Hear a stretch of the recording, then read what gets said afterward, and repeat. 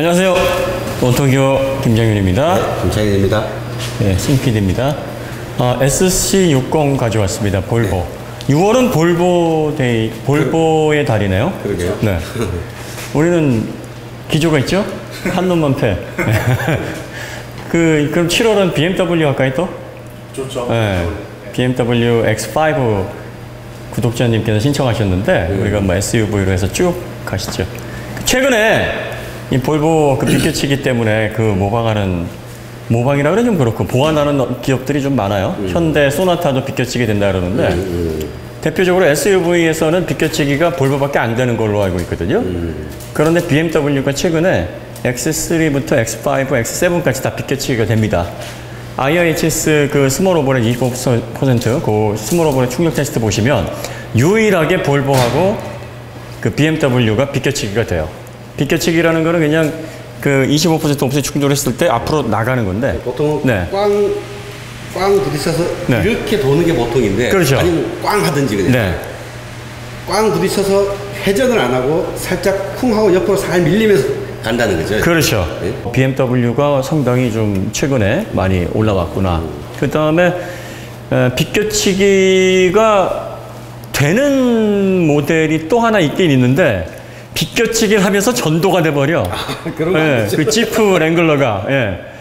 다 좋은데 비껴치기 하면서 엎어지더라고요. 그런 거 안 되지. 그래서 야 이건 좋은 거냐 나쁜 거냐. 전도되면 안 되죠. 예, 그래서 지프는 안전성이 이게 뭐 탱크라고는 하는데 자기보다 작고 약한 차를 만났을 때는 탱크인데 큰 장애물이나 이렇게 좀 큰 충격을 받았을 때까지 안전하지는 않다라는 게 좀 단적으로 드러나는 게 아니냐. 네. 자, 이 모델 같은 경우에도 이제 SPA 플랫폼, 네. 예, Scalable Product Architecture가 적용된 모델입니다. 요거보다 작은 게 이제 XC40인데 컴팩트 모듈러 아키텍처가 들어가죠. 그래서 이 모듈러 플랫폼이 스케일업을 하긴 한데 무조건 이게 뭐 소형서부터 대형까지 늘리고 줄일 수는 없는 거니까 두 개의 플랫폼으로 운영을 하고 있습니다. 얘도 뭐 충격 실험에서 다 뭐 만점 나온 차고요. 2008년도에 1세대 모델이 나왔는데 이 모델이 이제 볼보에서 의미가 있는 게 뭐냐면 포드 시절에 개발했던 차예요. 그런데 그때 당시에 이 모델을 통해서 시티 세이프티라는 거를 처음 선보였습니다. 시티 세이프티가 이 저속에서 강제로 제동을 해주는 기능이거든요. 그때만 해도 이런 기능들이 되게 생소하던 때였죠. 지금은 뭐 자율주행 때문에 당연히 기본적으로 필수 안전사양으로 지금 적용을 해야 되지만 그때 당시만 해도 야 이거 왜 강제로 세우는데 그래서 그때 어떤 불편들이 많았냐면 이 주차장 나올 때 이 바가 늦게 열리면 이걸 장애물로 인식을 해서 확 세워버려요. 그냥 갑자기 그냥 강제 제동을 해버리니까 이거 끄고 다녀야 되나? 이거 뭐지? 왜 이러지? 막 이렇게 불편감을 호소하기도 했고 그 다음에 간혹 가다가 그때 시연할 때 트럭을 인지를 못해가지고 그때는 이제 센싱 기술보다는 이걸 프로세싱해서 해석하는 그 알고리즘 자체가 정교하지 못했어요. 그래서 초기에는 오류가 좀 있었습니다. 근데 지금은 거의 다 해결이 됐고 2003년도에 블리스도 카메라 기반이어서 이게 뭐 어두운 터널 들어가거나 뭐 이런 밤에는 잘 인지를 못했다가 이제는 이제 레이더로 해서 전체 그 자율주행 시스템으로 통합을 해서 운영을 하기 때문에 지금 정확도가 많이 올라갔죠. 네, 이 모델도 그 T8 모델이라서 예, 플러그인 하이브리드입니다. 힘 세겠네요. 네, 힘 세죠. 우리가 XC90 T8 했듯이요. 여기 엔진이 트윈 가급입니다. 슈퍼차저하고 터보차저가 들어가 있고요. 위에 있어요. 네네. 그래서 저회전 영역에서는 슈퍼차저가, 고회전 영역에서는 터보차저가. 이게 가장 이상적이죠. 그래서 아우디 같은 경우에 그 폭스바겐도 1.4 TFSI 엔진을 이 두 가지 방식으로. 그건 이제 그 여기에는 풀리로 이렇게 작동을 하는 슈퍼차저인데 아우디 1.4 TFSI 엔진은 그 전기 모터로 일렉트로닉 슈퍼차저로 움직였다죠. 그게 조금 더 발전된 모습인 거죠. 그죠. 왜냐하면 이제 일렉트로닉 슈퍼차저는 필요 없을 때 저항을 빼버리니까 계속 연비를 깎아먹지는 않거든요. 저항이 걸리지 않으니까. 필요할 때는 바로 전기를 집어넣어서 예를 들어서 1000rpm, 800rpm부터 바로 쏠 수는 있거든요. 그렇죠. 네. 그러니까 그게 가장 진보적인데 또 이렇게 하려면 비싸죠. 전기 제어를 하려면. 그러니까 항상 뭐든지 기계식에서 전자식으로 발전돼 왔고. 그렇죠. 그 스로틀 바디도 케이블로 하다가 스로틀 바디 와이어라 그래가지고 네. 지금은 다 대부분 전기식으로 작동을 하잖아요. 네, 맞습니다. 그러니까 점점 그 발전에 다가는 단계에 있는데 네. 얘 같은 경우는 처음에 그 벨트 구동으로 했다가 네. 시간이 조금 더 있으면 더 발전을 시킬 수도 있는데 여기서 얘 가지고 얼마나 우려먹을지 예? 아주 시간이 많지 않을 거라고 보기 때문에 딱 여기서 지금 멈추고 있는 거겠죠. 그렇죠. 네? 그 슈퍼차저가 이제 내연기관에서 많이 안 쓸 것 같다. 앞으로 오래 안 쓸 것 같다. 네. 그리고 또 슈퍼차저하고 터보를 다 걸면 제조 비용이 많이 올라가요. 그래서 보통 대배기량 자연흡기 엔진보다 훨씬 비싸지니까 그냥 뭐 여기다 또 일렉트로닉 방식으로 해가지고 와이어 방식으로 제어를 해야 되나.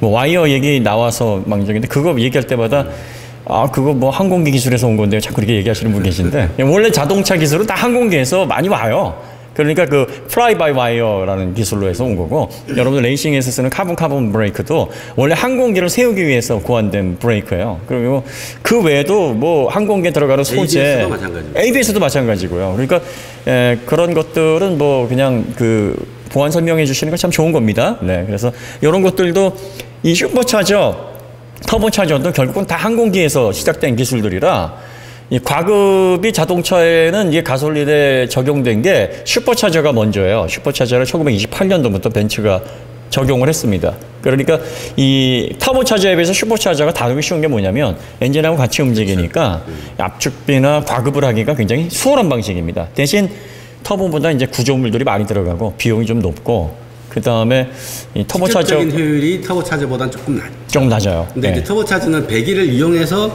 그게 한 바퀴 돌아서 흡기로 와야 되기 때문에 네. 여러 가지 부작용, 뭐 터보렉이라든지 그렇죠. 그다음에 그 배율이 일정하지가 않잖아요. 그렇죠. 그러니까 다루기가 좀 힘들죠. 네, 그래서 슈퍼차저는 비용이 많이 드는 대신 다루기가 쉽고 과급하기가 좋다.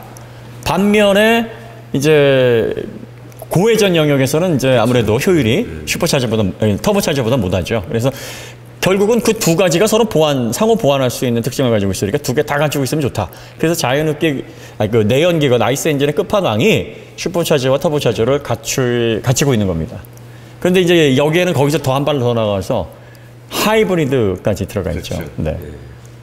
그 여기 안에 지금 그 동력 전달용 모터는 빠져 있고 그 젠 1 모터는 들어가 있어요. 이게 뭐냐면 이제 그 충전 모터는 들어가 있어요. 그러니까 여기에서 발전 모터는 이제 충전에 그 출력이 결 안 하니까 우리가 여기에 모터 없이 뒤에 있다 이렇게 설명하는 거는 그냥 그 출력에 관여하는 걸 설명할 때 그렇게 말씀을 드리는 거고 기본적으로 지금은 이 발전용 모터 뭐 병렬 방식이든 직병렬이든 또 플러그인이든 예전에는 그 병렬하면은 출력 모터가 발전까지 다 관여를 했는데 지금은 발전용 모터를 병렬에도 또 집어넣습니다. 그래서 이게 엔진이 돌아가면서도 어느 정도 발전을 하게끔 그러니까 직병렬처럼 아주 그 THS 같이 토요타의 하이브리드는 아주 적극적으로 발전을 하잖아요. 그 정도 수준은 아닌데 최근에 나오는 병렬도 출력을 내면서 동시 발전이 어느 정도는 가능합니다. 근데 이제 출력을 쓰는 비율이 훨씬 높으니까 발전 비율에 비해서 쭉 이렇게 다는 것처럼 보이는 거죠. 그래서 기본적으로 그렇게 돼 있고요. 변속기는 8속 전륜구동용 아이신. 네, 이게 E-파워트레인을 형성하고 터보차저 하나 들어가 있으면 T5, 그 다음에 슈퍼차저까지 같이 들어가 있으면 T6, 그리고 이제 하이브리드 플러그인까지 들어가면 T8 이렇게 해서 등급이 나뉩니다. 배기량은 동일합니다. 기억하기 참 좋게 간단하게 만들었어요. 그러니까요. 뭐 이상하게 뭐 35, 37, 막 38, 막 같은 2000cc도 뭐 30, 35, 40 막 이렇게 안 해놓고 그냥 뭐 똑같은 2000cc인데 뭐 그냥 이렇게 등급에 따라서 볼보가 이렇게 그 모듈러 정책을 하고 있기 때문에 소비자들도 뭐 입맛 취향에 맞게 난 출력에 맞춰서 그냥 살 거야 해서 그 기호만 보고 이렇게 선택을 할 수 있도록 해놨어요. 네, 요거는 설명을 우리가 많이 했죠. 그래서 가장 내연 엔진 중에서는 진보적인 그런 방식이다. 그리고 요게 이제 향후 뭐 10년은 가겠죠? 그 정도 가지 않을까요? 네, 10년까지는 갈 것 같아요. 뭐 그 이상은 좀 전기차가 생산이 더 많아지겠지만 정말 내연기관 자동차가 생산해서 퇴출되기까지는 10년 이상 걸리겠죠. 그러게요. 네.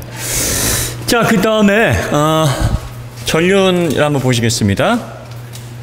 전륜도 S60, SC90하고 똑같습니다. W21 타입이고요. 이런 것까지 이제 다 일체화해서 통합을 모듈러로 하고 있어요. 보시면. 네. 그래서 위에는 V15이고요. 아래는 그 맥퍼슨 스트로 타입의 로암 형태로 잡는데 아래에 그 알루미늄 합금을 굉장히 두껍게 예, 이렇게 갔습니다. 알루미늄 합금 이렇게 두껍게 사용해야 하는 이유는 저희가 여러 번 설명드렸죠. 네, 그래서 이게 강에 비해서 강성이 떨어지니까 이렇게 두껍게 가야 되고 또 이렇게 두껍고 넓게 가면서 진동 특성이 변하는 거다. 예, 뭐 흡수율이나 뭐 이런 것들은 오히려 강에 비해서 동일 그 비중이라고 따지면 알루미늄이 더 불리할 수 있는데 예, 이렇게 해서 이제 소재에서 오는 형상에서 오는 그런 특성 때문에 뭐 그런 효과가 아주 조금은 있다라고 이제 간혹 얘기가 되고 있어요. 그런데 이제 이런 부싱이라든지 그 외 충격 흡수 댐퍼 이런 장치들로 인해서 거의 뭐 그런 기능을 주로 논하지는 않죠. 이 알루미늄 합금이 이제 이렇게 두껍게 사용을 해도 가볍습니다. 강보다 가벼워서 현가 하질량 언스프롱네스에 기여를 하기 때문에 동작도 더 좋아지고 구륜의 그 복원력이 좋아지게 되면 전반적인 접지가 향상이 되죠. 빨리 복원되니까 접지를 더. 자, 그 다음에 이제 너클서부터 다 예, 알루미늄 합금으로 구성이 되어 있습니다.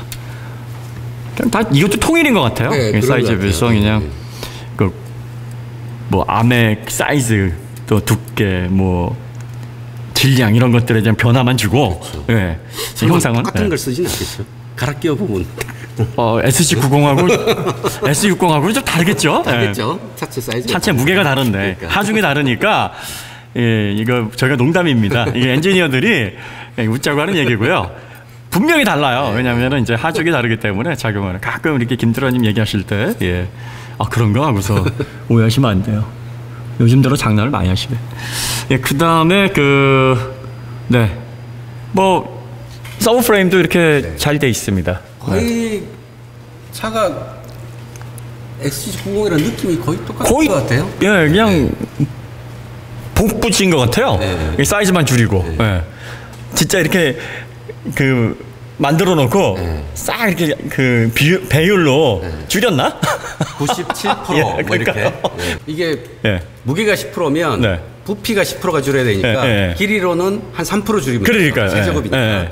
그러니까 이제 그 상수 계산을 다 해서 줄였겠죠. 예. 그 아마 이게 굉장히 효율적인 시스템일 것 같아요. 그러니까 일을 많이 줄여주잖아요. 그러니까. 새로 이렇게 설계하지 않고 각 부분에 운동 특성 하나의 운동 특성을 놓고 그렇죠. 바람직한 운동 특성을 놓고 거기 운동 특성을 맞게 각 서스펜션 지오메트리를 다 세팅한 다음에 그렇죠. 야, 차 좀 커야 돼? 그러면 3% 느려. 그렇죠. 예. 이게 물리 법칙은 되게 명확하게 계산이 나오니까 그렇게 해가지고 예를 들어서 그렇게 계산을 했는데 이게 또 공기 저항이나 그 외에 또 그 차 고에서 오는 유효 레이트 컨트롤이 좀 달라질 수가 있으니까 비율적으로 해놨는데 좀 이상해 그러면 또 살살 조절을 하고 그렇게 세부 조정을 하는 방식으로 아마 하게 되면 훨씬 더 간편할 거예요. 그래서 모듈러 설계가 그 표준 엔지니어링이 그래서 중요한 거죠. 자, 그 다음에 이제 요것도 이제 그 볼보 특유의 비껴치기 되는 거라 이렇게 보시면 사이드 멤버가 아래까지 쭉 나와 있습니다. 여기 사이드 말씀하시죠. 네. 잘 돼 있어요. 뭐 요 정도 급에 이게 8,300만 원이죠. 네. 그 다음에 기본 모델이 6,200만 원대고요. 그러면 그 정도의 이 프리미엄급 SUV라면은 물성 괜찮은 거예요. 네. 이 정도면은 뭐 나쁘지 않습니다. 여기까지 알루미늄 합금으로 다 하면 좋긴 한데. 예.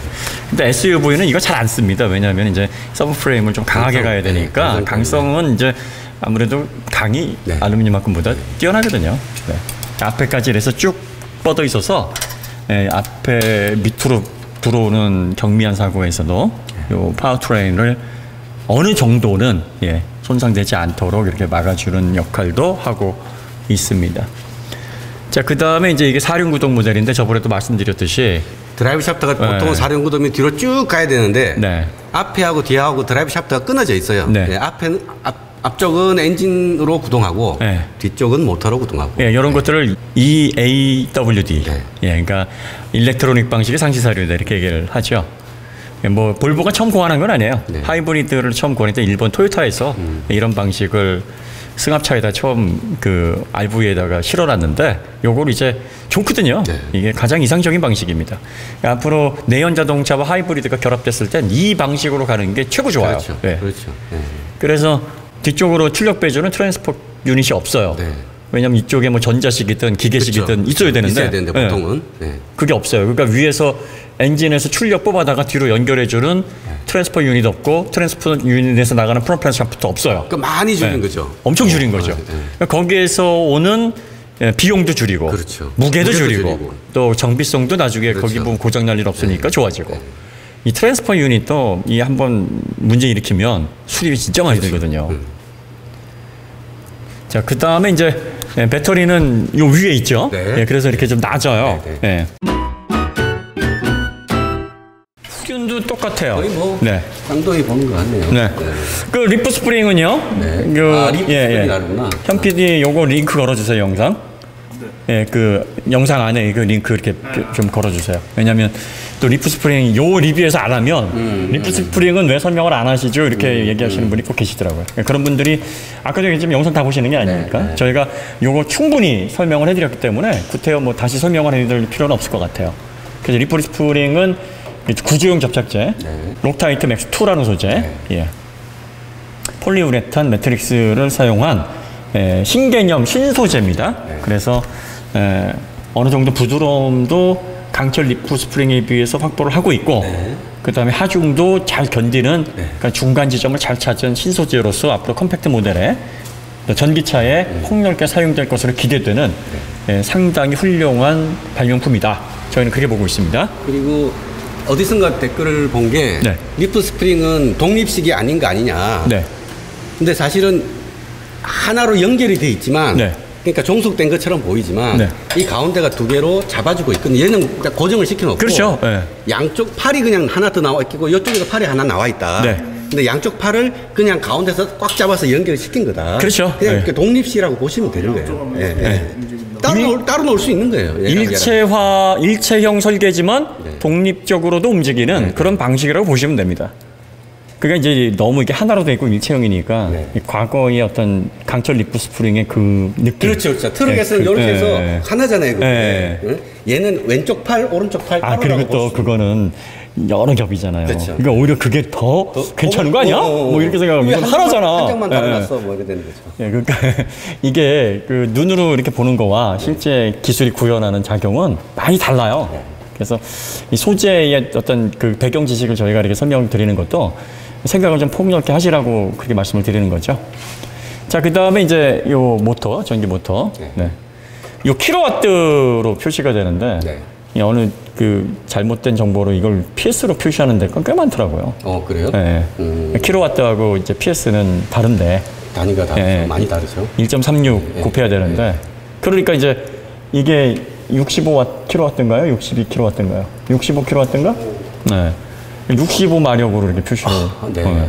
150kW가 대충 200마력 되거든요. 그렇죠, 그렇죠. 근데 150kW인데 예를 들어서 코나 네. 보통 그러잖아요. 150마력이야 이러면 열받죠. 열받죠. 엄청 열받죠. 65kW인데, 요걸 65마력으로 표시하는 데가 많아요. 네. 그럼 안 되지. 그게 이제 단위를 통일해야 된다. 킬로와트가 생소하긴 해도. 그렇죠. 자동차에서는 좀 많이 생소하죠. 네, 근데 이게 전력 단위를 쓰니까. 마력을 써왔던 그 기분에. 그 마력을, 이게 맞지가 않는 표현이 뭐냐면, 이게 그 영마력, 그 제임스 와트가 고안했던 말에도 영국 토종 말이었거든요. 그러니까 이게 지금 재량된 말의 힘의 4분의 1밖에 안 돼요. 지금 400마력이라 그러면 실제로는 말 100마리 끄는 힘밖에 안 되는데 말 400마리라고 잘못 알고 있거든. 그때 당시에는 말이 좀 작았으니까. 좀 부실한 거예요? 지금 경주마나 왜 유전 변이로 인해서 지금 덩치도 더 크고 뭐 그래요. 예. 그 한국 마력으로 만들어도 되겠네. 제주도 저랑말 마력 이래가지고. 저랑말 말. 남들은 400마력이라 그럴 때 우리는 450마력이야. KH, 코리안 홀스. 그러니까요. 그런 식으로 해서 만든 거란 말이죠. 그 다음에 그 영국은 이제 야드를 그렇죠. 쓰잖아요. 미터를 안 쓰고. 그 다음에 무게도 파운드를 쓰고. 이게 참 이것 때문에 기술직에 있으신 분들은 골치 아프죠. 막 환장을 해요. 이게 계산기 가지고 계산기 필요 없는데 그것 때문에 계산기 놓고서 두들겨야 되고. 그리고 또 그로 인한 수치 차이도 발생을 해버리고 그러니까 이 마력도 미터로 왜냐하면 영국하고 프랑스하고 독일하고 나머지 이탈리아는 사이가 안 좋거든. 그러니까 저런 놈들이 쓰는 단위를 우리가 왜 써? 그러고서 미터를 썼단 말이지. 자존심 때문에 산업이. 그러고 나서 계산해버리니까 100마력당 1.4마력이 차이가 나는 거야. 그래서 미국이나 영국 보면은 우리 똑같은 차들을 항상 마력이 좀 적게 나와요. 우리가 좀 더 넘. 그러니까 제조사는 야 HP보다는 숫자 잘 나오는 거 쓰려고 그러죠. PS가. 페아데 슈테야케라 그러거든. 그게 미터 마력이라는 말이고 호스트 파워보다는 페아데 슈테야케로 하자. 그래가지고 하고 미국은 야 우리는 호스트 파워로 할 거야. 우린 영국 형님 따라갈게요. 그래서 한단 말이지. 그 요거 한 사람 87마력이에요. 그래서 318, 87하면 405마력 되는 거죠. PS 기준으로. 그러니까 요게 이제 87이니까 318에 30% 정도 수준이 된단 말이죠. 그러니까 보통 전륜 구동에서 30%를 후륜 배분을 해서 이 출력 배분을 해주는 걸 딱 구현해놓은 거지. 근데 얘는 1에서 0에서 3천까지 나온다 그러면 그것도 잘못된 거야. 0은 안 도는데 토크가 안 나오지. 제조사들도 표기한 걸 또 0에서 3천이라고 얘기를 하더라고. 안 도는데 어떻게 출력이 나와? 1에서 3천 이렇게 해야 되는데. 0에서 3천이라고. 그것도 이제 생각을 좀 해야 돼. 그 3천까지만 토크가 일정하게 나오고 그다음부터는 토크가 살짝 떨어져요. 왜냐면 회전수에 따라서 저항이 걸리거든. 그러면 회전수가 증가함으로 따라서 출력은 올라가는데 토크는 일정하게 쭉 가다가 토크가 살짝 떨어져. 그러니까 3천까지는 출력이 리니어하게 쭉 나가는 거지. 직선으로. 그럼 얘가 정지에서 출력을 통해서 트랙션을 잡는 구간이 사실 중요한 게 1에서 3천 그 사이란 말이지. 그 사이에는 24.5가 나오는 거야. 0이 아닌 건 맞는데 또 1이라고 말하기 좀 그렇고 1도 아니지 사실은. 그러니까 그래서 이게 무슨 의미냐면 하여튼 0은 출력 전기 신호가 안 들어가는 거예요. 그러니까 굳이 표현한다면 그냥 1에서 이렇게 표현을 하면 의미적으로는 틀리진 않은데 그렇다고 1회전수에서 그 최대 토크가 나오는 건 또 아니야. 그러니까 전기 모터가 워낙 순간적으로 회전수를 확 올리니까 뭐 한 2, 3천까지는 그냥 즉시 이게 올라가고 토크도 즉시 나오거든. 그러니까 이 개념인 거고. 그러니까 이제 어느 정도 회전수가 도달하면서 쭉 그래프가 이렇게 상승하는 쭉 유지되는 구간이 있을 거란 말이에요. 그게 정확히 몇 RPM인지는 이게 측정기를 놓고서 이게 뭐 100rpm인지 뭐 50rpm인지 200rpm인지는 측정해 봐야 하는데 하여튼 0은 아니란 말이지. 그래서 차라리 0을 빼고 요렇게 하고 3천 이렇게 했으면 좋겠어. 그렇지. 숫자 앞에 없고 요렇게 해서 그게 맞는 표현이죠. 수학적으로 말하면 그게 이제 특이점이라 그래요. 싱글레리티 포인트라는데 뭐 그러니까 불연속점 이런 그거를 포함해서 막 설명하려고 그러면 상당히 좀 오버하는 것 같고 그래도 될 수가 있거든요. 근데 그건 은근히 제외하고 어느 순간부터 이렇게 한다는 사실을 의미로 받아들이면 되죠. 그렇게 표기를 해놓으면 우리 같은 사람은 거슬려. 이게 말이 돼? 0에서 나온단 말이야? 야, 그러면 너는 뭐 손만 잡았는데 뭐 생기는 거야? 뭐야? 뭐 이런 느낌이야. 이상한 거야, 막. 그러니까 이제 그런 오류들이 조금 없었으면 한다. 뭐 중요한 건 아닙니다. 네. 그 다음에 이제 로우암 링크도 똑같네요. 네. 근데 이제 여기가 좀 두께가 좀 다르죠. 네. 여기가 암이 그 XC90 때는 얘가 좀 높았어요. 맞아요. 높았어요. 네, 얘는 좀 낮췄거든요. 그러니까 이런 걸로 튜닝을 바로 하는 거예요. 그러니까 맞아요. 차체나 그러니까 이 스프링의 강성은 얘 만들 때 바로 정해지는 거고 이 스프링을 여기에 달 때 차체를 좀 낮추고 싶다 아니면 힘을 좀 더 걸리게 하고 싶다 할 때 얘를 얇은 걸 쓰면 여기가 올라가니까 로어링이 되는 거고 그 다음에 여기를 잡을 때 얘를 좀 위로 잡으면 다시 로어링이 되는 거고 그렇죠. 얘를 뭐 아답터 같은 걸 넣어가지고 밑으로 내리면은 올라가는 거고. 그렇죠. 그러니까 이런 걸로, 맞아. 이런 걸로 막 차체의 그 라이드 하이트나 그 암 지오메트리를 조정하는 거예요. 네. 기본적으로 얘도 편안한 어떤 주행성, 부드러운 승차감 쪽으로 좀 신경을 쓰는 링크 구조인데 앞쪽에 토아웃 열어주는 그런 링크가 있어서 뭐 기본적으로 달리기 성능은 나쁘지 않게는 하겠다. 뭐 그 정도입니다. 그러니까 지금 볼보가 후륜을 다 이렇게 가고 있거든요. 크던 작던 SC40만 빼고 그건 이제 멀티링크로 해서 구조가 다릅니다. 코일 스프링을 사용을 하고 있고요.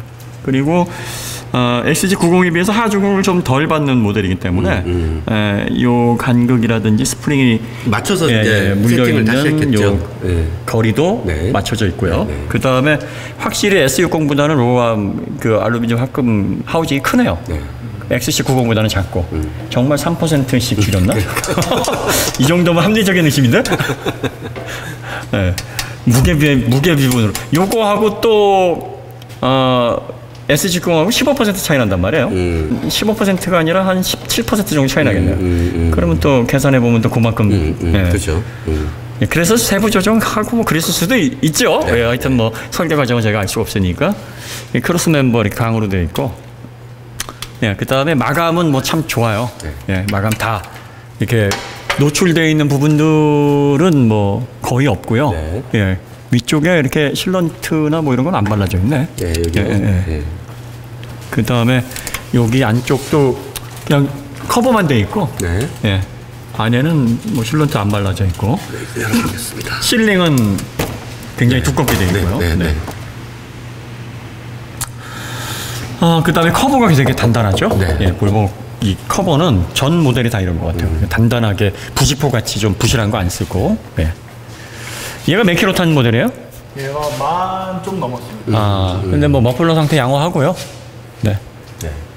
그리고 여전히 그 나사 잘 풀립니다. 그러니까. 여전히 잘 풀려요. 오일을 네. 아니 뭐 하긴 그 밑에를 그렇게 많이 풀어 다시 했다는 하진 않았겠죠. 예. 그렇지만 이게 하드한 재질은 아니잖아요. 아주 어쨌든 우리가 지금 세대째잖아요. 네. 그렇죠. 예. 세대 모두 똑같아요. 똑같아요. 네. 편차가 없어. 그리고 S60이든 S90, SC90이든 SC60이든 볼트가 똑같아. 예, 나사 사용하는 것도 똑같고 네. 이게 풀리는 느낌도 똑같고 이 저렴한 하위 모델이라서 싼 나사 안 썼어요. 똑같은 품질 좋은. 이게 지금 자동차 제조사 가운데서 가장 나사 품질이 볼보가 우수한 것 같아요. 가장. 맞아. 이게 나사가 한 차에 몇 개나 들어가겠어요. 엄청 많이 들어간다고. 여기에서 몇 원씩만 아껴도 그게 얼마야. 근데 이걸 아낌없이 썼다면 우리가 늘 얘기하잖아. 하나를 알면 열을 안다고. 여기까지 신경 쓴 브랜드가 안전 부분 그 외에 소비자를 위해서 얼마나 더 다른 브랜드에 왜 신경을 썼겠는가 알 수 있는 거지. 네, 진짜 이거 감동입니다. 네. 렌치나 그 전동 공구로 돌려보면 그 손맛을 손맛 진짜 좋아요. 네. 그러니까 어떤 분이 뭐 그 끝에를 좀 약간 뭉그뜨려가지고 안 풀리게 해놓은 거다. 네. 근데 이렇게 촘촘하게 이런 식으로 해놓고 와셔도 이렇게 해놓으면요 안 풀려요.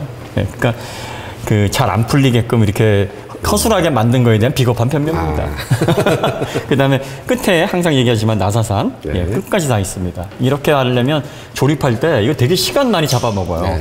그러니까 대량 생산해서 빨리 꽂아가지고 쑥쑥 집어넣어야 이게 제조 공정이 단축되는데 이런 거 생각 안 하겠다는 거지 얘네들은 그저 한 대를 만들어도 정성껏 만들겠다. 마치 잘 요리된 셰프의 음식처럼 하겠다라는 말하자면 기업의 철학이자 정신이에요. 또 이거 스웨덴 공장에서 그 만들어지기 때문에 1세대 모델은 벨기에 공장에서 만들어졌는데 2세대는 스웨덴에서 만들어서 여기 인기가 또 좋아요. 그 XC60이 가장 많이 팔린다고 하는데 하부를 보니까 뭐 가장 많이 팔릴 만한 차 같아요. 그 다음에 플러그인 하이브리드 중에서는 이게 조금 가격이 비싼 편인데 배터리 용량이 11.8kWh니까 플러그 하이브리드 중에서는 용량이 좀 괜찮고 전기 모터로 얘는 33kg 정도 주행이 가능하다고 합니다. 그러니까 XC90에 비해서 떨어지는 가벼운 무게만큼 더 늘어나는 것이죠. 전비는 3kg, 킬로와트아워당 3kg. 그 다음에 내연기관은 10.8km 리터다. 합치면 한 15 정도 되겠네요. 15 정도. 네. 근데 이게 플러그인 하이브리드는 연비 계산하기가 참 곤란한 게 전기로 갈 때가 있고 이 왕복이 한 20km밖에 안 되잖아요. 그러면 뭐로 가는 기름 안 써. 엄청 다른 거죠. 아예 그냥 기름 안 쓸 수도 있어. 한 달 우리 내내. 예전에 양 PD랑 할 때 여기서 저기 저 양평 저기로 갈 때 양 PD가 다 써버렸지. 전기를 다 썼잖아요. 전기로만 갔거든. 그래가지고 연비가 한 30인가 37인가? 40 가까이 나왔어요. 38인가? 어떻게 나왔어요? 잠깐 신호대기 할 때나 뭐 하여튼 뭐 잠깐 썼겠지 기름을. 그래가지고 정작 가가지고는 힘이 딸려가지고 와인딩 할 때요. 와인딩 할 때 전기 다 써버린 거야. 아까 양 PD는 보니까 연비 얼마 나왔냐 그랬더니 10 조금 더 나왔대. 그래서 이렇게 안 나와 그랬더니 전기를 아끼고 있다. 또 뭐 빠진 부분이나 여기 실런트 여기 바깥에 노출되어 있는 부분 여기는 되게 잘 돼 있네요. 이건 다 마찬가지였어요. 이것도 다 공통된. 사실 여기가 SUV는 좀 많이 손상되는 긁히는 부분들 있죠. 이런 부분들 보완 잘 되어 있고요. 볼보 XC60 봤는데요. 네, 잘 팔리는 라인업답게 상품성이 괜찮네요. 그리고 플러그인 하이브리드를 감안해도 8,300이 이렇게 만만한 금액은 아니죠. 만만한 금액은 아니지만 뭐 프리미엄 브랜드의 요 정도 구성인데 그 정도 가격이라 그러면 납득 못할 만한 수준은 아닙니다. 예, 경쟁 브랜드에 비해서 얘가 좀 비싼데 또 슈퍼차저, 터보차저 들어가 있고 또 EAWD라서 예, 하이브리드를 4륜으로 이런 식으로 구성을 해놨고 그 다음에 하부에 들어가 있는 부분 뭐 마감 또 물성 그리고 나사 하나하나까지 다 고려해보면 나쁘지 않은 것 같아요. 네. 그렇다고 뭐 저렴해서 가성비 좋다 뭐 이런 얘기를 할 만한 가격은 절대 아니지만 저렴한 걸로 승부 보는 그건 아니죠. 3개월 정도 대기해야 된다 그러죠?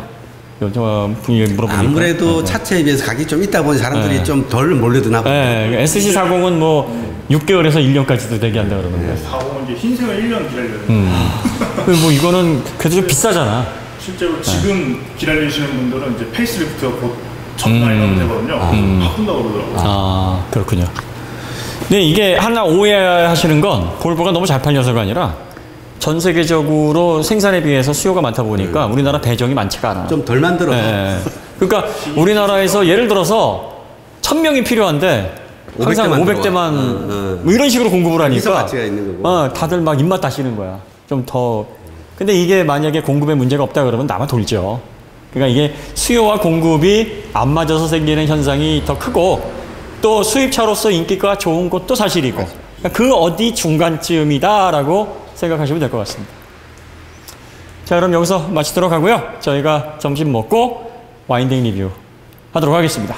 네, 더 좋은 콘텐츠로 다시 찾아뵙겠습니다. 네. 감사합니다.